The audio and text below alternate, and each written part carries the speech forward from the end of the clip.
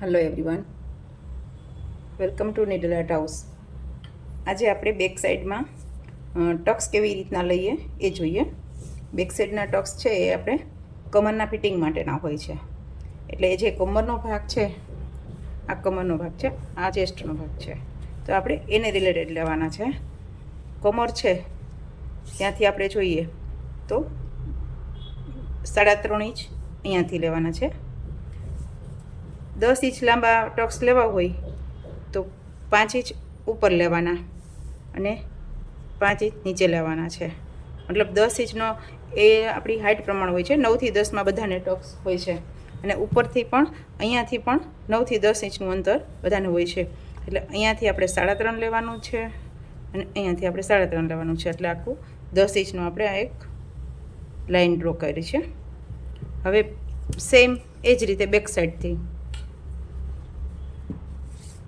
આપણે જોઈ લઈએ આ કેટલું છે. 10.5 છે, ઉપરથી 10.5 છે. મતલબ અહીંયાથી 10.5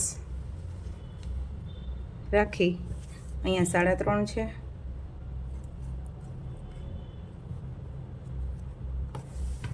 અહીંયા લંબાઈ આપણે 10 ઇંચ લીધેલી છે.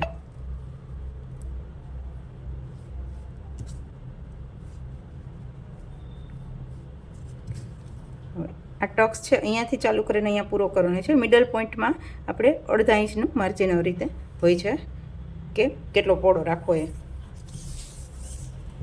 હવે જોઈએ કે રીતે ટક્સ લેવાનો છે.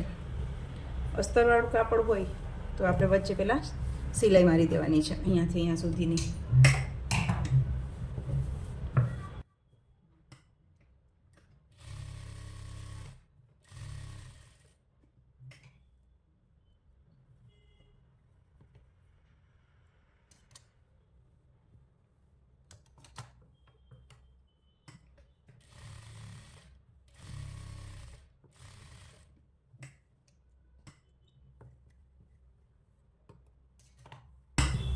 આ રીતે આપણે વચ્ચે સ્ટીચ કરી લેવાનું છે, એટલે હલે નહીં અને બે વચ્ચે ખોલ ના પડે.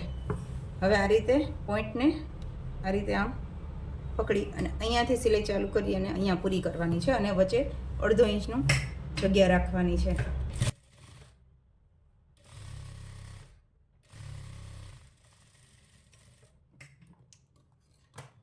આ રીતે આ બની ગયું. હવે બીજું